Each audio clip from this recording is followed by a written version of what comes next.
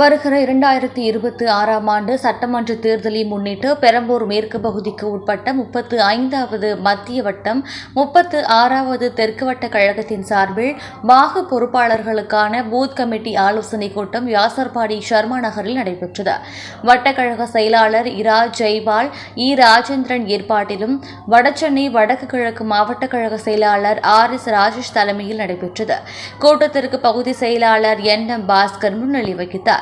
அப்பொழுது மாவட்ட செயலாளர் RS ராஜேஷ் ஆலோசனை வழங்கி பேசிய பொழுது, வரும் 2026ஆம் ஆண்டு சட்டமன்ற தேர்தலில் மீண்டும் கழக அரசும் ஆட்சியில் எடப்பாடியார் தலைமையில் 100% அமையும். திமுக பாஜகவின் பொய் பிரச்சாரத்தை பணிகளை வாக்கு பொறுப்பாளர்கள் முறியடிக்க வேண்டும். தேர்தல் வரை இன்னும் 24 மாதங்கள் மட்டுமே உள்ளது. ஊழல் ஆட்சியை காப்பாற்றிக் கொள்ள திமுக இன்று பாஜகவின் அடிமையாக மாறிவிட்டது. தமிழகத்தில் அண்ணா திமுகவை போல் ஒரு மாபெரும் இயக்கத்தை யாராலும் படைக்க முடியாது. புரட்சித் தலைவர் MGR உருவாக்கி புரட்சித் தலைவி அம்மா அவர்களால் வளர்ச்சி பெற்று பல போராட்டங்களை கடந்து புரட்சி தமிழர் எடப்பாடியாரால் எழுச்சி பெற்று உருவாக்கப்பட்ட இந்த மாபெரும் கழக இயக்கத்தை எவராலும் எட்டி பிடிக்க முடியாது. அதனால்தான் இன்றைய விடியா முதலமைச்சர் MK ஸ்டாலின் அமெரிக்காவில் இன்ப சுற்றுலா சென்றும் கூட MGR பாடலை பாடித்தான் சைக்கிள் ஓட்டுகிறார்.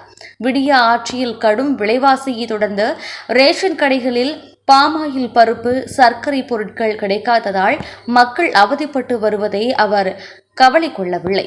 கொரோனா காலத்தில் பள்ளி கல்லூரி மாணவிகளுக்கு நலன் கருதி 2019இல் ஆள்பாஸ் செய்ததால்தான் இன்று அனைத்து மாணவர்களும் மருத்துவர்களாகவும் இன்ஜினியர்களாகவும் பொறியாளர்களாகவும் பணியாற்றி வருகின்றனர். ஆகவே இப்போதே நாம் விதை விதைத்தால் 2026ஆம் ஆண்டு சட்டமன்ற தேர்தல் வெற்றியானது அண்ணா திமுகவின் வெற்றிக்கு வழிவகுக்கும். தேர்தல் பிரச்சாரத்தையும் தெருமுனை கூட்டத்தையும் திண்ணை பிரச்சாரத்தையும் தொடங்க வேண்டும்.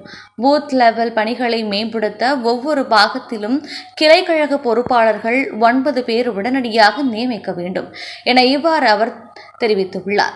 கிளைக்கழக பொறுப்பாளர்களுக்கான படிவத்தை நிர்வாகிகளுக்கு வழங்கினார்.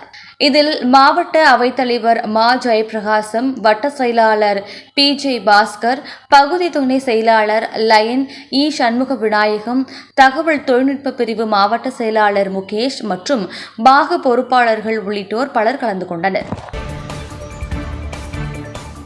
செய்திகளை உடனுக்குடன் தெரிந்து கொள்ள நமது அம்மா இணையதள தொலைக்காட்சியை சப்ஸ்கிரைப் செய்து அருகில் உள்ள பெல்